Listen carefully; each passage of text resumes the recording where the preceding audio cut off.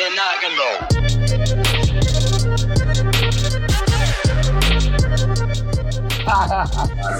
live? Good to go. Nice. Welcome, everyone, for our viewers at home. We're coming to you live from MSW Lounge here in Austin. It is a place for health and wellness. We tend to have a lot of fun here. I'm sitting alongside the co-founder, Baldo, my best friend, business partner. He is one of the people that's been very instrumental in this place being as successful as it has been. People don't even know that nowadays because they don't get to see him as often, but he's floating around. For the people who have been here from the beginning, Baldo is by far the best salesperson I've ever met, but he's not pushy by any means, which is great. He speaks from the heart whenever he does try to sell anything, because he only, does it with people and things that he believes in. So I feel very honored that Baldo chose to take this journey with me for the last 5 years.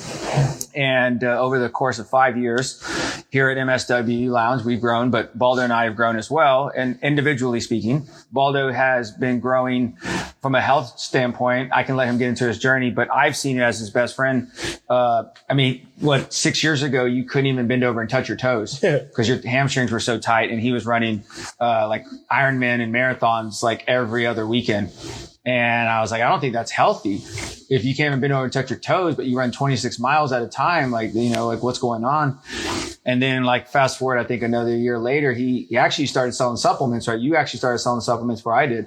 And, he started looking at, what the ingredients were, and he's very intelligent. So I started explaining to him what the vitamins were and why they meant something. And he got really intrigued by it. And I think that helped him learn more. But the biggest change is when he found out about yoga. When Baldo learned about yoga, his whole life changed after that. He was never the same. And it's not a bad thing. It's just you've never been the same ever since you found out about yoga. How many days of yoga now in a row have you done? Well, I don't know, 5, 6 years now. 6 years of yoga, 7, maybe something like that. So he's done yoga every day as a way to develop, I don't know, maybe diligence. Maybe you've already had that. You tend to. I've always been attracted to discipline. And just yoga took it to a different level. Yeah. Then it's with discipline, it's always like I learned something new, or I can now do a different skill, whatever. But with yoga, it was like, oh, I can get into that pose now. And that's like an accumulation of, first of all, flexibility, right? And there's still poses that I can't get into, and that I'm working on them. And it's like at least 10 minutes, work on that one pose at least 10 minutes. And then by the end of the year, it's like, sweet, I got that. Now what's the next one? And so there's always the next one. Did you feel something different in yourself for the first time you did a yoga class? I was kind of chasing a girl to the yoga class. So yeah, I felt very different pretty quickly. And it was kind of challenging. And well, the thing about it was that, I always thought yoga was a religion, and then, sort of thing. And so I didn't really care for it. And so when I showed up, I thought, I don't know what I was thinking. And, I wasn't even dressed in workout clothes, but I did notice there was a lot of tough things that I couldn't do, just especially because it was a hot yoga class. And then people were doing things that I was like, man, why can't I do that? Right. And someone there at that first class that it took was celebrating like a 30-day challenge or something like that. And I was like, well, yeah, I'm going to do that, just because I want to be able to do whatever that guy's doing. Yeah. And then it just, within that 30-day challenge, someone else celebrated. I've done a year in a row. I was like, well, I can do 5 years, and so then it just became a thing. Yeah. And now it's been 7, 10, well, because we used to work with, what's his name over at Yoga Vida. Oh, Dean. With Dean. And he's like, well, I've done 22 years. I was like, well, fuck, I'm not stopping then. Yeah. Yeah. I remember he said that. And I remember because you were so proud. You're like, I've done yoga every day for the past 4 years. And Dean goes, I've done it for 22 years. Yeah. And I was like, well, okay. Yeah. But it was interesting because I think it made made you realize this is ongoing. Yeah. Right? It's not like, okay, 30 days is up, because a lot of people like to think, oh, a 30-day challenge, a 30-day diet change, 30 days to change my mindset. And then what? I go back to my old ways or and I think what's interesting is you have a mix of integrity with everything you do, because there is no going back. I've never seen you revert back to an old habit that didn't serve you. Right? Like, it's not like, oh, now I'm not going to be flexible anymore. Oh, now I'm not going to stop. Now I'm going to stop taking vitamins now that I got healthier. I've never seen that with you. Right. But one of the bigger changes when we started working together was the incorporation of labs into your life. Yeah. Right. Okay. Now you yourself have done tons of labs. You've been a guinea pig the whole time with, like I have. And so you've done everything that I've done. And so you've had maybe 10, 12 rounds of labs done over the course of 6 years, something like that? Yeah. I think we just did 10 this last time. Okay.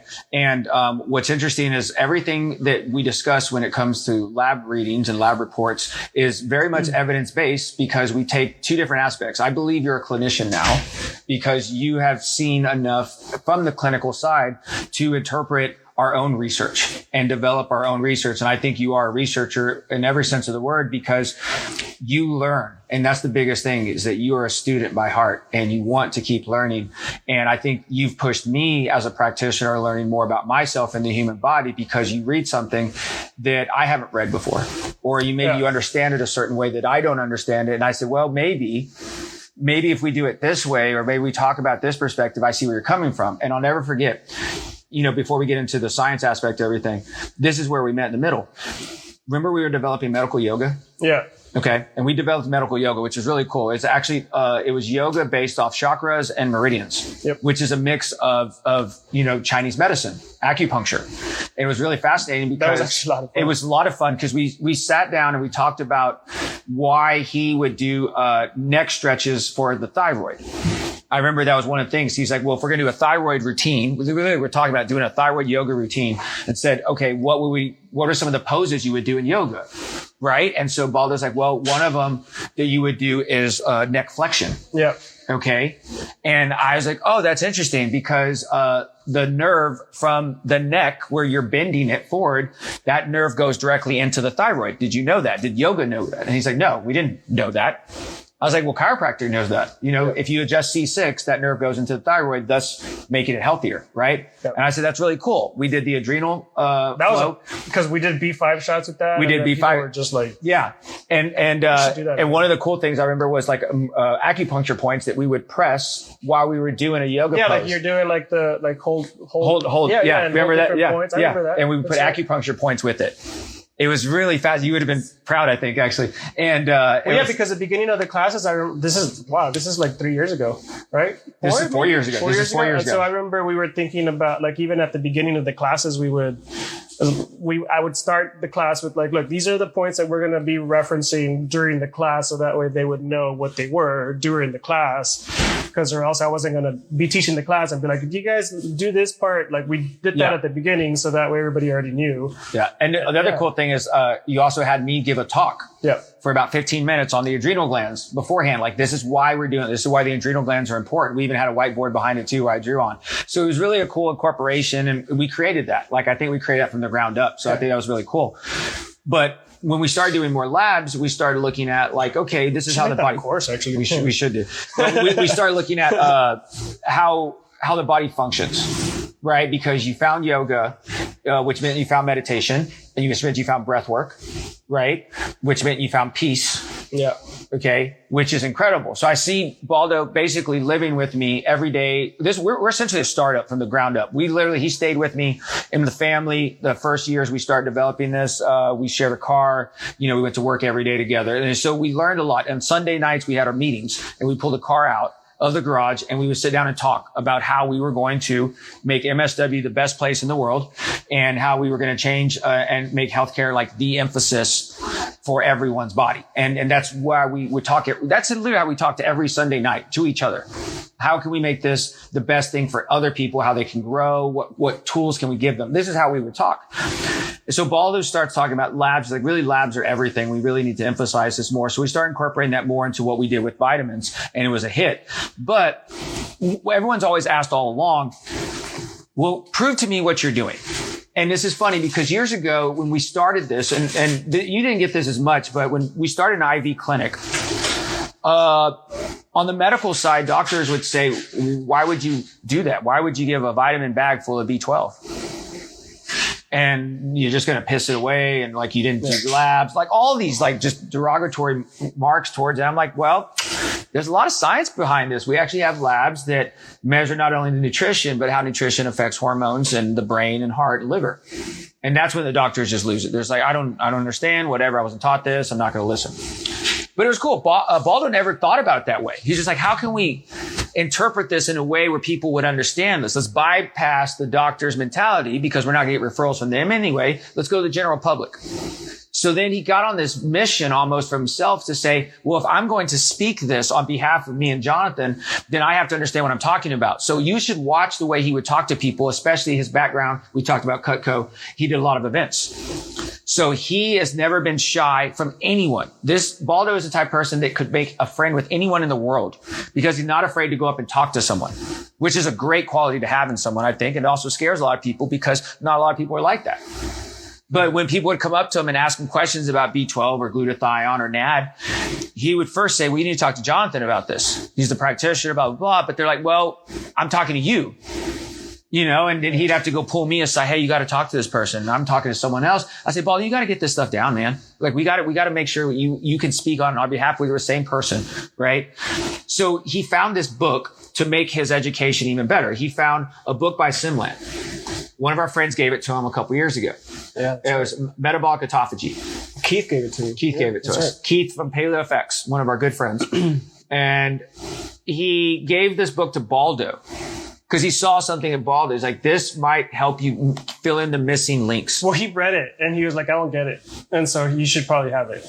Which is incredible because we value Keith's opinion. He's so smart and he's incredible. He's been on other podcasts of ours. But for him to give it to Baldo speaks wonders, right? So Baldo and I would have these conversations about metabolism for years. And we've had with several people who really push the envelopes of how we believe the body functions. Metabolic autophagy essentially promotes the idea that the body functions better while fasting. Okay, and that brings us to today's topic. Yeah. Fasting has been incorporated into Baldo's life ever since he found out about this book and started reading it. I can believe. It was a little before that because part of the reason I already understood a little bit of, it was more of like I trusted some sources. When I was when I first came into fasting was because I had torn my meniscus doing yoga. That's right. Like I was trying to do lotus. I was trying to do other things while in lotus pose and it just snapped. And my search was, surgery is not the answer. Like it can't be the only answer. Like there's got to be a way. And then ligaments, it's always been this theory that like they don't grow again. Right? Ligaments that like, they don't grow. It's like, that can't be possible. Like and so I started looking for stuff and I ran into stem cells. Mm-hmm. I was like, but it's not necessarily stem cell therapy. Yes, that's one way. But then my search was like, well, how can the body create more stem cells on its own? Yeah. And that pathway or that research pathway just kept going back to fasting. And we have found that, and all the most current research shows that that fasting in certain amounts of time, suppressing insulin helps with stem cell regeneration. So in a sense, like your body can heal itself. When you give it time to do so by not giving it other stressors like eating, because eating is a stressor, and just giving it time to do that thing to heal itself, basically. Yep. And so he comes to me and tells me all this. Says, I'm not going to have surgery on my knee. I think I'm going to fast. And I looked at him and I didn't make judgment, but I was like, okay, that's an interesting idea. Tell me why. He says exactly this. And I say, okay, so if you mean to tell me by not eating, you're going to regenerate cartilage in your knee or your ligament? Yeah. And he's like, yeah. How are we going to prove this? That's my scientific research background. How are we going to prove this? This is fascinating. What makes you believe this is going to work? That's the other part of science. Prove to me that we're going to be wrong, right? And I think about people who get injections for their knee all the time, either to reduce inflammation or to maybe sometimes build up cartilage, like, stem cells, growth factors, whatever. And so I said, okay, well, let's try it. So you started fasting. I said, this makes, some kind of sense. I said, let's do it. And so I said, all right, well, what are we going to do going forward? And he goes, well, I got it. I'm going to develop a fasting protocol. Yeah. So what is your fasting protocol? Sweet. And so then we'll go into why that is in a second. But basically, my goal is always to fast 10% of the year. So that breaks down to, if you guys can look at the right side types of fasting, there's like intermittent fasting, time restricted, extended fasting is the one that we're talking about with a lot of regeneration properties. And then even alternate day fasting. I tried that before just for weight loss. And I don't know why I read that. But I don't find alternate day fasting to be very, very beneficial. But, I do between 16 to 20 hours of daily fasting. So I just limit myself to one meal, so I can get some of the benefits that autophagy brings. And then I do once a month, I do 3 days. So 3 days, no eating, just water, some mineral water. Mm-hmm. And then once a quarter, a 6-day fast. And then I have a protocol for what to do 3 to 5 days prior to starting a 3 to 6 day fast to make that process a lot easier and not get the headaches and not get the things. Yeah. So let me reemphasize this. So Baldo will fast on a routine basis now every day. Pretty much, right? You do like a intermittent fast. Yeah. And I don't really like that term anymore, really, but it's you will do a fast of some sort daily, and then he'll do a fast once a month and for 3 days, and then he does a 6-day water fast. Yeah. Once a quarter. 6-day water fast. Here's the deal. He tells me this while he's telling me about the knee thing. He's like, so I'm going to do a 6-day water fast. And then I was like, okay, why a 6-day fast? And he starts explaining why. So autophagy is self-eating. That's a process of the body eating itself. And it's a major cleaning system for the body because, it does this all the time anyways. Like that's how it clears things out. But it's also, our bodies are very smart, right? From the sense that so for example, 3, 4, 5 days, 6 days, in my case, I had damage here.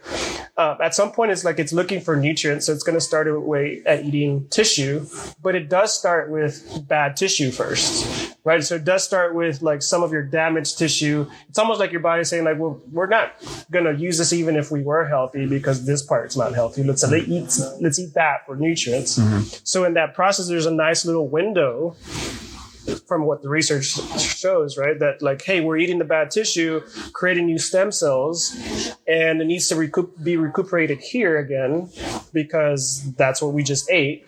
And there's a nice little window before you just are eating yourself and not replenishing that.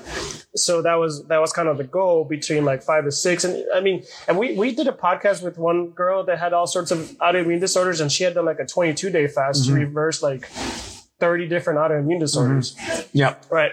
And it was she went off to a retreat to go do that. And she had very controlled group and water that was specific for this. There was minerals that she supplemented with. Yeah. But it was very much and she did, that was her story. She reversed 30 plus autoimmune disorders that she had by fasting 22 days. And it was that whole concept of, I was just giving my body the time to do to clean itself. And then when it was the right time, I started eating again, right? Giving the nutrients. And for me, that's pretty remarkable because, the thing about eating all the time, and we keep running into why is it 3 meals a day and all that stuff? You just don't give your body enough time to, first of all, to even finish eating those nutrients that you just gave it. So by the time it's even done going through those, you're already feeding it more. So what it has to do is go store it somewhere so you can start working on the new stuff that you just fed it. And that's not necessarily a bad thing, but it's also not necessarily a good thing, right? Because it's where is it going? Is it going to fat cells? Is it going to your muscles?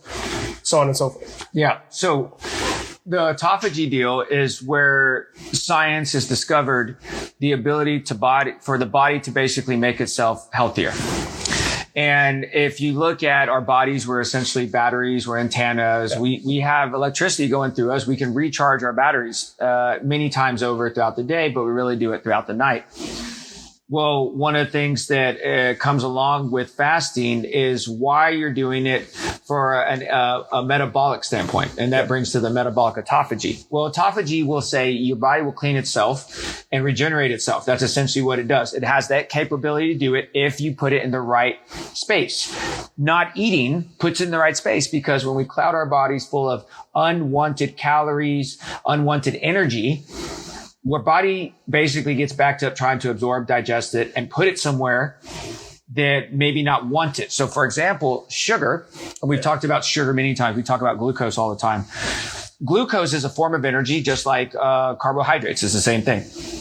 Well, protein and fats are the same thing as well. And you get energy from all of those. Well, we get majority of our energy from glucose because the majority of our diets are carb-based. That's what we've been taught for years. But nowadays, we basically want to limit the amount of carbs going into our body because carbs aren't necessarily exactly what we need in order to function better. However, if your body runs off of glucose, you will not live a long, healthy life. Correct. That's really interesting to say that, because it goes against all our biology background of saying glucose is the foundation of energy that we get in the body, because we make something called ATP with it. Now we're going to talk about cellular health. So autophagy is targeting cells and cleaning them out. But what Baldo didn't mention was those cells are the deepest part of all our cells. It's called our mitochondria. Yeah. And that's what I have here. So mitochondrial theory of aging basically talks about that. It's the organisms in general. This is not just humans, just anything that's living dies because of the accumulation of free radical damage to cells over time. So mitochondria produces energy. Right. Anytime there's energy production, there's reactive oxygen species, right? Which means that there's going to be oxidative stress. Anytime there's oxidative stress, then your mitochondria can be dysfunctioning. And that means that when it's replicating itself, it can replicate itself in the less than form. If that's a great term or not. But basically, if there's a lot of damage to the mitochondria, it dies off and it replenishes itself, which it does all the time. That you can technically be changing your DNA in a negative, in a negative factor, right? And that's what aging is, right? And so the idea is that we do this and we don't give ourselves time to really clean ourselves from all this, which is what autophagy is doing, right? If you give yourself time to, obviously you're producing energy, creating some reactive oxygen species and some oxidative stress, and then maybe you're fasting and you're creating autophagy, you start to clean this up, then your mitochondrial DNA can be intact in the way that it's supposed to be because your body had time to clean itself out from anything else that's going to create dysfunction in the mitochondria, so that when it replicates itself and it's replicating it with its original DNA code. Yep. Instead of something that's already been mutated because of whatever damage happened. Now, this is such an honor to say this. Let me put this in layman's terms now that Baldo say it very scientifically. Mitochondria is the powerhouse of energy production. You have these cells in each one of your brain cells, your liver cells, your heart cells. Aging, call it stress, toxins, thoughts, whatever, will disintegrate your DNA and your mitochondria. Basically, it wears you down.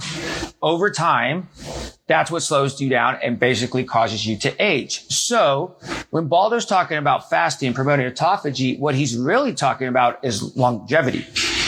If you think about polluting our cells and the most precious part of our cells, like mitochondria, polluting it with things that doesn't serve it, think about all the processed glucose, sugar, and carbs that we've eaten over the course of a lifetime.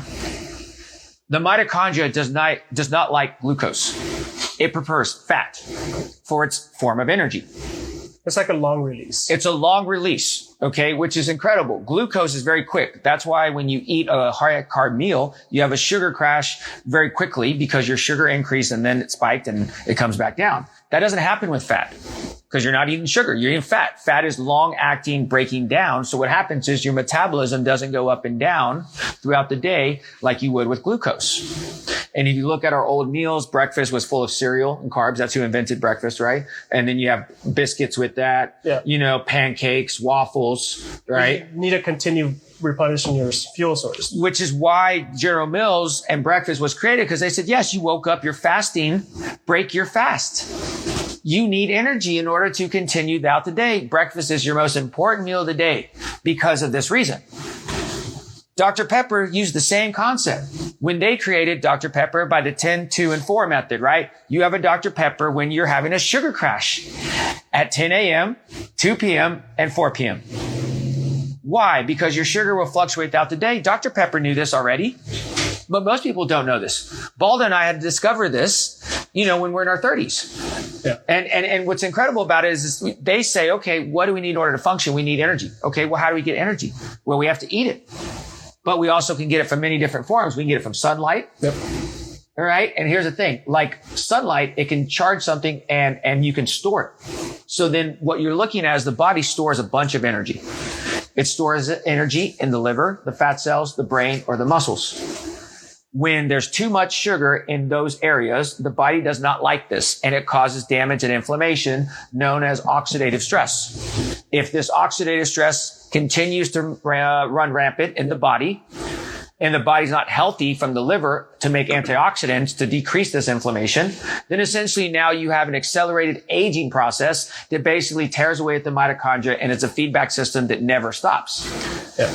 Baldo basically found a way to stop it. So on the going back to the knee example, obviously it was torn, so there was a lot of dysfunctional mitochondria in that area, and if the goal of doing like a 6 or 8 day fast was to give my body enough time to just go eat all that bad mitochondria and then really tap into what the original coding was, so that way whenever it was replicating itself in this area, then it was like new mitochondria creating new tissue, and then thus reducing the aging process specifically in this area. But obviously if you're doing it, you could do it wholeheartedly for your whole body all the time. True. But it brought up a good point. And to follow up on it, Baldo says knee got better. I mean, it really did. Like he was telling me, he's like, it feels different. It feels stronger. I can tell the difference. And this is also coming from a guy who's done exosomes and stem cells in his knee. He takes care of his body, analyzes his body. He analyzes his sleep, analyzes his poop. Like this guy looks at everything in the body and understands that, essentially you're going to need your cells function at all optimal levels in order for you to be a better person. Like whatever it is, you want to be able to do more. Baldo wants to live, to 150? Hopefully now 150. 120 is what I started at. 120 and now it's 150. This is basically since we started working together. When we first started working together, we thought vitamins and good diet and good sleep was going to get him to 120. Now, because he doesn't eat, he's going to live longer. That's incredible if you really think about it. It goes against every nutritional idea we've ever had. Because if you come to me and say, I'm going to go on a paleo diet, I'm on a gluten-free diet, I'm going to go on a vegan diet, I'm going to say, okay, cool. How does it affect your body? Well, I don't know. It helped my friend lose some weight. It helped him give him energy. I'm like, okay, but what does it do to your body? Well, I don't know. Well, I can tell you what it does to your body and what it doesn't do for your body. The interesting thing is fasting has to be done correctly in order to benefit. If you don't do fasting correctly, there's no benefit. And for those who are still questioning fasting, just look at all the religious cultures throughout the years who have used fasting for 30, 40 days at a time. I mean, this is nothing new. They've used this for thousands of years. But it's a tool to recharge and replenish and detoxify your body. So please tell us, Baldo, about the different ways to fast. Well, intermittent fasting is probably the one that most people get to try out at first, because it's like, I can just because a very common one is people will just I'll just stop eating after let's say 7 p.m. and then they just fast until 9 p.m. And that's great. Depending on how much you're exercising, depending on what nutrients you are eating when you are eating, the goal of any of that is to try to get yourself into autophagy quicker. Right, to get the benefits of autophagy, and so for me, if I'm not exercising one day and I'm eating like crap because it's Friday and I just want to have popcorn and nachos to watch a movie, then the next I'm going to do a 20 hour fast at some point, right? Because it's like, come on, I got to give myself time I need to give my body some time to finish cleaning all that crap that I just ate. So I still want to indulge in all that stuff, right? Like I'm human and I love it. Now, could you say a 20-hour fast is basically a 1 day fast? Basically. Right. I mean, it's basically, I'm trying to, so by the way, I also want to make sure that people understand that there's a difference between like an intermittent fasting and like calorie restriction, like from the sense of like eating less calories, which people talk about for losing weight. I'm not trying to eat less calories. I'm still eating the same amount of calories, just in a shorter period of time. So that way my body has more time when it's not eating and giving my body more time to tap into autophagy. Right. So I'm still eating like 2,500 calories or 3,000 calories, depending on my workouts and all that. Right. And whenever people think about diets, they've been taught to think about calories. Right. And the thing about it is calories are not important. I really don't think calories are important at all. Not really. Okay. And which goes against everything we thought of in diet. Because here's the truth. The only reason you know about the number 2,000 calories is because you were told by a government official or government agency, probably think of a couple off the top of your head, that told all the school teachers and doctors around the country, people need 2,000 calories a day. And I think it's completely false because I really believe who told people you need 2,000 calories a day is General Mills, Kellogg's, all the companies that wanted you to buy their products. Yeah. And the same people that said eat 3 square meals a day. I don't even know who made up the calorie number. Yeah. Could you explain the difference while you're on this between fasting and starving? Great question. I love that. So the question was, can you explain the difference between starving and fasting? Between starving and fasting. So, okay, so I'll give you just like a real world example that I do myself. So, for example, whenever I started doing my 6 to 8 day fast, there's telltale signs, right? And I guess I'll start explaining that with this. One of them being like your eyes can kind of get bloodshot once you get into like the starvation mode. Your tongue turns black when you start to get into the starvation mode as well too. And that's basically where you actually are eating more of like the good tissue. Like there's no more bad tissue. There's no more fat out there, and you start starving. Honestly, like all the research that I've noticed is that like you can go like 45 days before you get into starvation mode, unless like you're still working out the whole time and burning lots of fuel, and for some reason you still haven't eaten 22 days later or something like that. Like sure. But other than that, it takes a while, but there are telltale signs. The first goal of fasting though is autophagy. The second goal of that is to have some metabolic flexibility. Right. Yeah. And that's being able to feed off of sugars, carbs, yeah, and also being able to feed off of like ketones, right? What's crazy is that I was reading that breast milk is mostly ketones. Yeah, that's cool. Yeah, and so your body is already used to that, but we pump it with so much sugar that we get used to eating sugar. The problem is that whenever you're only sugar based, not keto adapted or being able to be back and forth, is that when you are out of your carb resources or sugar resources for fuel, you do start to eat away at your muscles and you have muscle damage, right? Yeah. Like people say, like, why aren't you going to lose muscle? What's crazy about it is if you're keto adapted, you can actually gain muscle during a fast. And I do that. I mean, the thing about it is that I prefer to eat fasted. I mean, to work out fasted in the mornings now because then as soon as I start fuel, it all goes back to the muscles and I'll build muscle quicker. Yeah. And so it's just about timing it right. But that's the main goal with that is like to have that flexibility where you can feed off of the sugars and then just on an instant start feeding off of fats. Right. And you can turn proteins into sugars, right? Like that's what is it? Nucleogenesis? No. Gluconeogenesis? Well, no, it's glycation is what it really is. It's glycation. Yeah.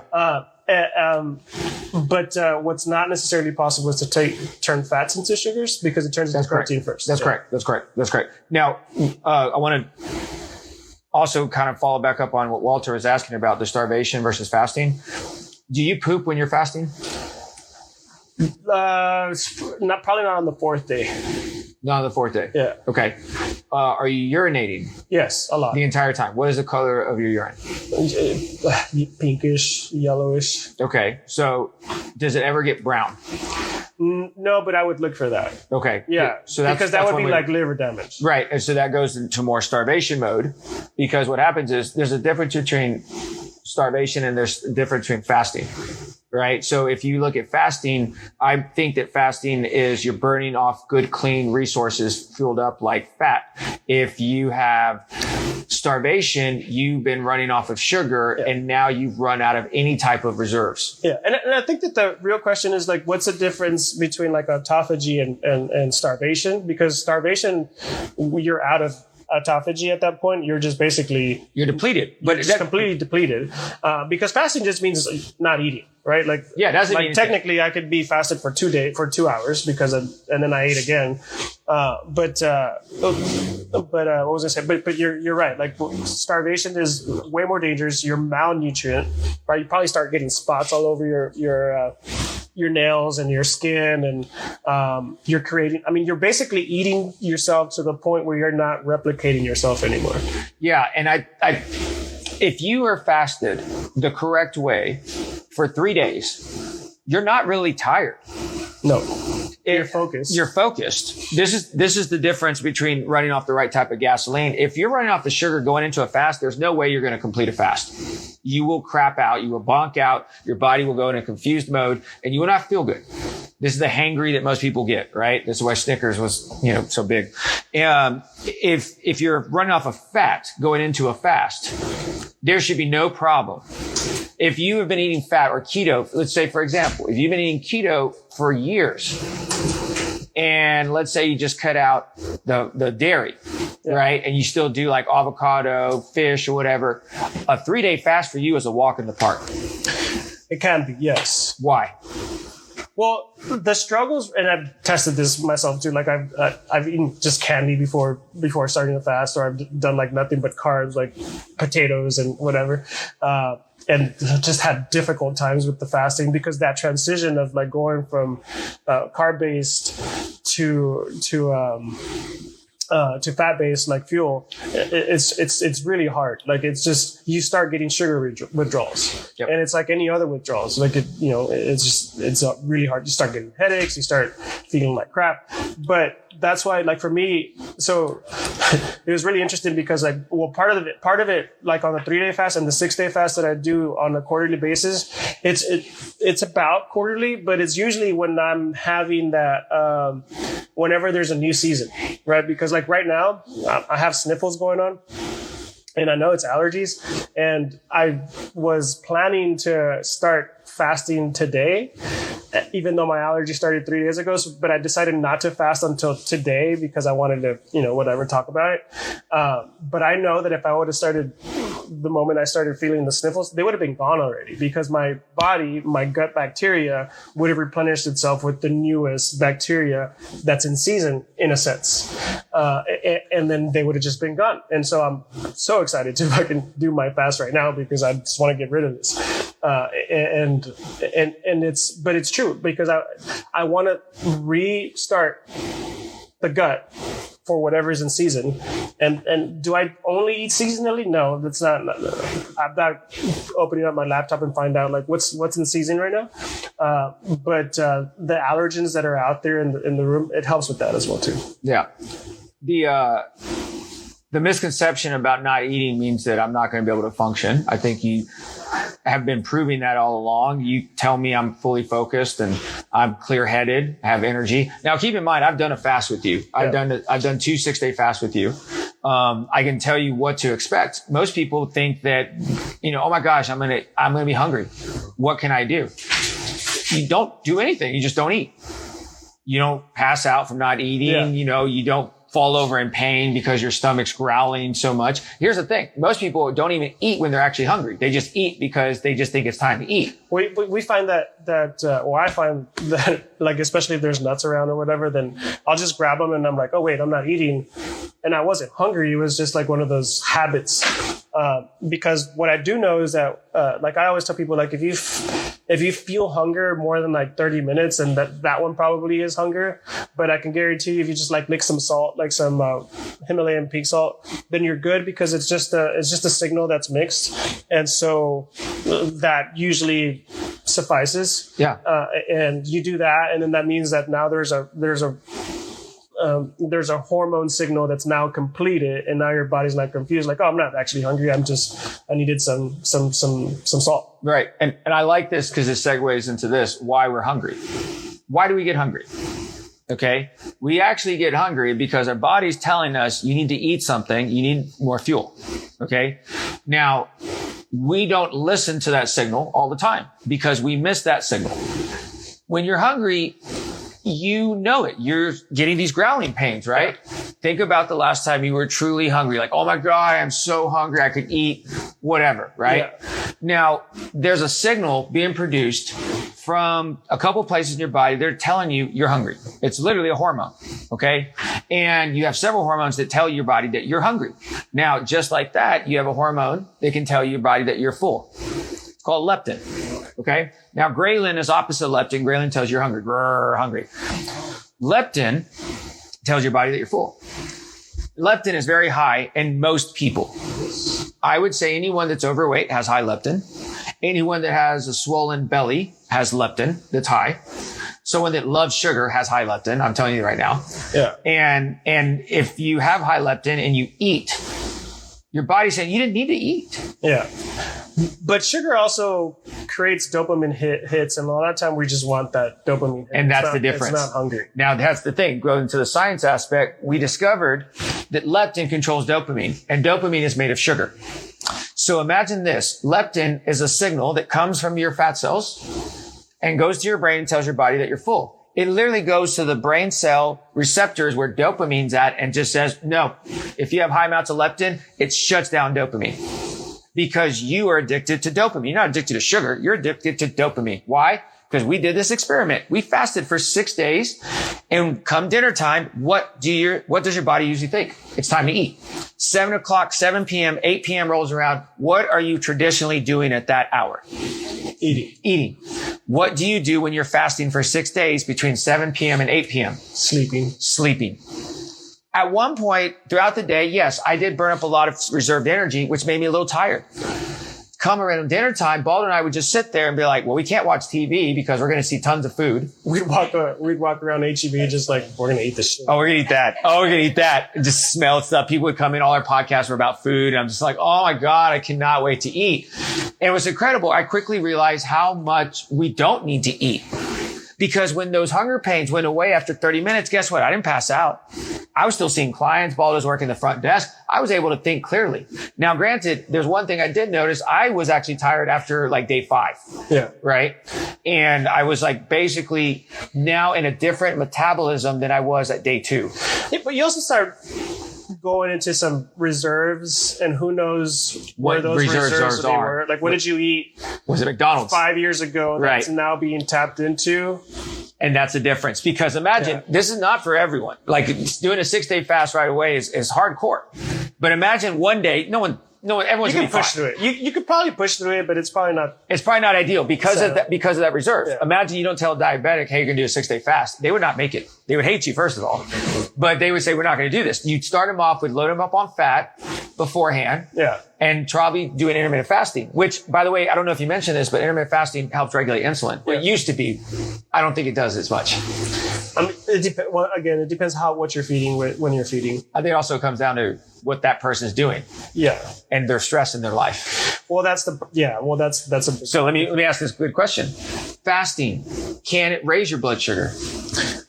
Yes, actually, when you're fasting, if you start to salivate, it spikes your insulin, like, just because, like, oh my God, you start thinking about food. That will raise your insulin quicker than actually eating sometimes. Incredible, right? Imagine if you because it's starting to like, oh, I'm going to eat. It thinks you're going to eat, but you're not going to eat. So But it starts to release that insulin to start doing. Well, the thing is, if it releases it and there's no calories coming in, then the body's like, okay, well, we brought insulin out to play. And now it's not doing anything. So give some sugar to it. So then it releases it from the sugar, from the fat. Along with cortisol. Yeah. And so imagine this. I'm going to pick on CJ again because he's sitting there.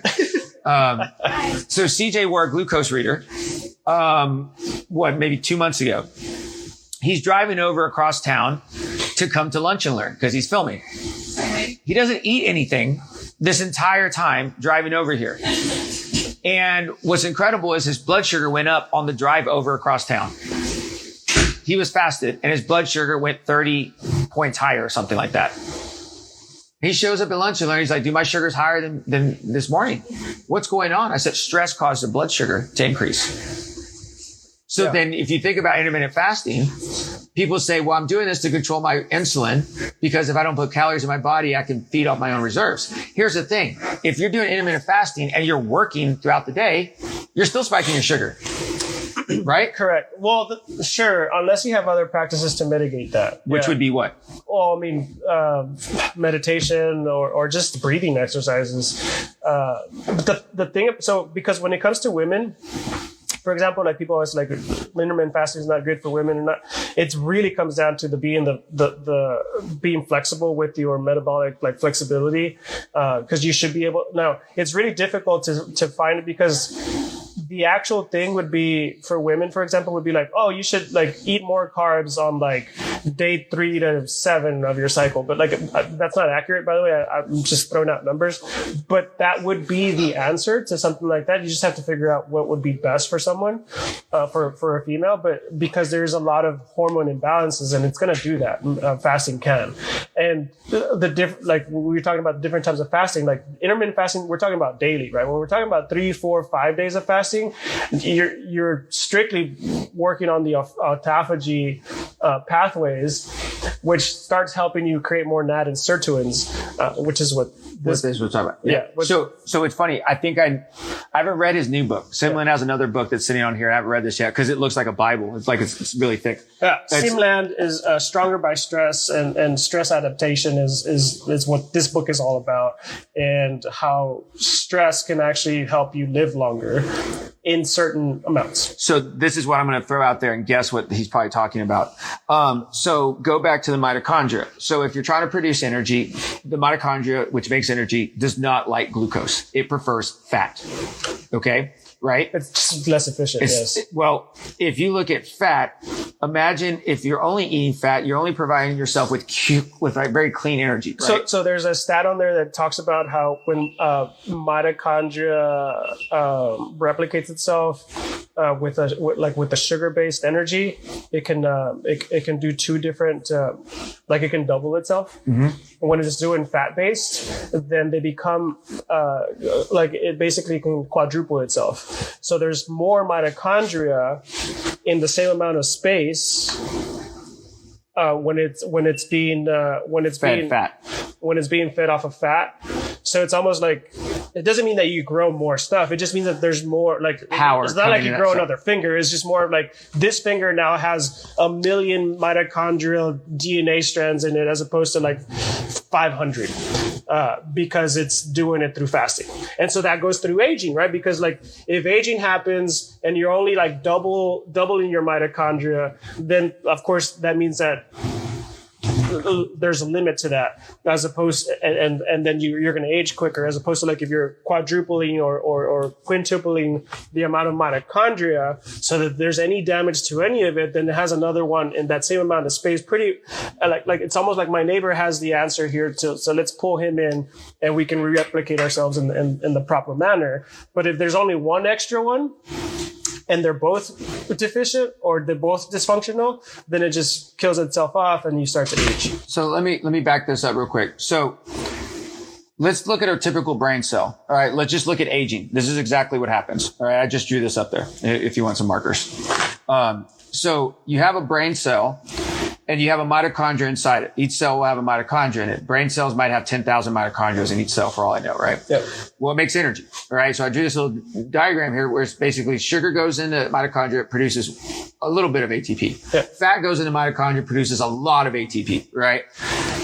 It is possible that when you start getting fat as your source of energy, you can unlock it from the reserves that you have stored up in your fat cells in your liver and even your brain when you are prolonged fasting. Day 3, you are no longer running off of sugar.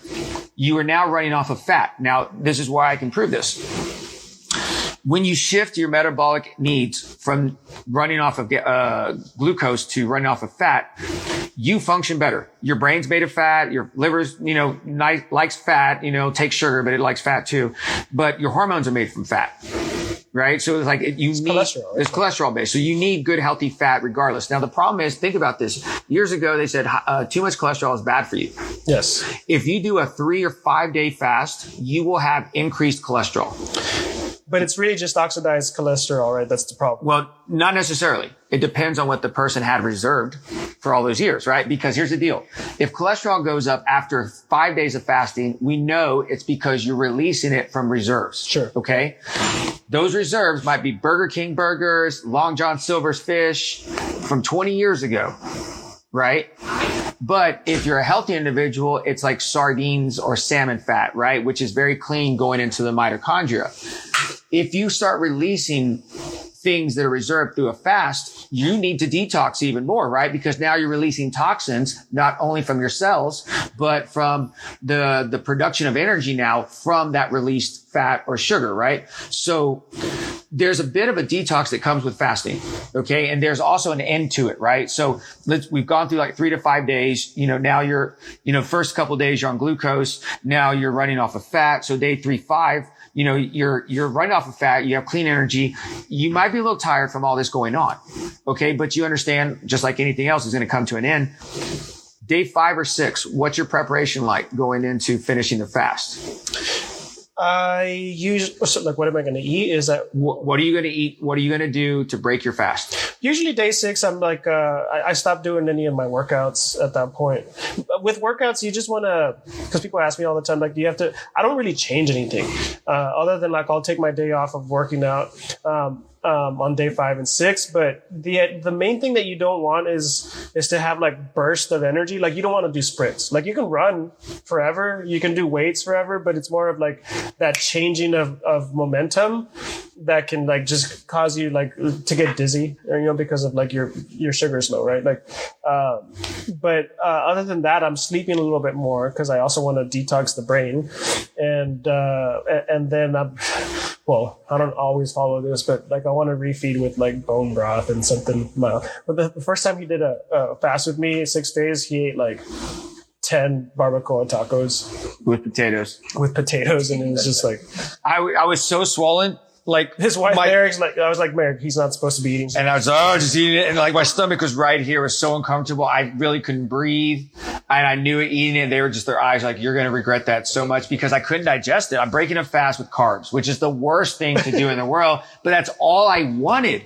It was incredible. You know how I know sugar and dopamine are the same thing? It's because when we were walking through the aisles of H-E-B, I was craving stuff that I've never eaten before, stuff I hadn't eaten since college, like potato wedges with like the sour cream in it and the cheese and the chives. I'm just like, why? Gummy worms. I was like, I don't want any of this. And I was like, I'm not going to eat this stuff. And so like, we'll break it with Mexican food or something. I was like, well, I'll cook some tacos. And I threw the potatoes in there. Worst move ever.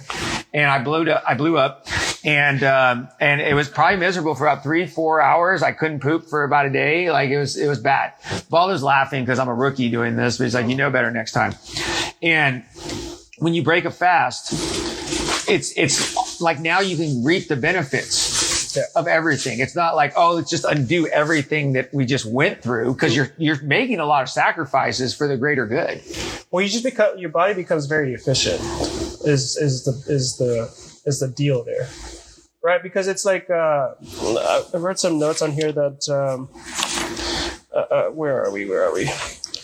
That, like fusion and fission of mitochondria, right? Like whenever, because fasting, I mean, it's a stressor, right? But at the same time, the way that the body can conserve energy is that it'll fuse some of those mitochondria together. So that way it's less work, because it's less things to do at the same time. And so it's really neat to see that, because because it's trying to save energy, then it becomes more efficient. They're closer together and they can communicate a little bit faster, and they can replicate a little bit faster, and they can heal a little bit faster, because it's not like the other guy's all the way over there. He's like right next to me, because we're coming together. It's almost like it's cold. Let's get together and talk together. And so, but then once you're done with the fasting, it's not like all of a sudden they just spread apart. They're still together, so you can just become more efficient. So if anything, I would say, like, yeah, continue with the fat, because like you can eat, well, not necessarily that you can eat less or that you should eat less, but you just need less to operate at the same level with less food or with less energy.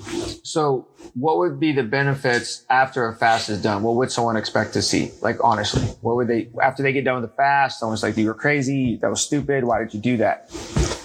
People always talk about, like, how much weight did you lose? You gain it right back. Like, honestly, like it's not even.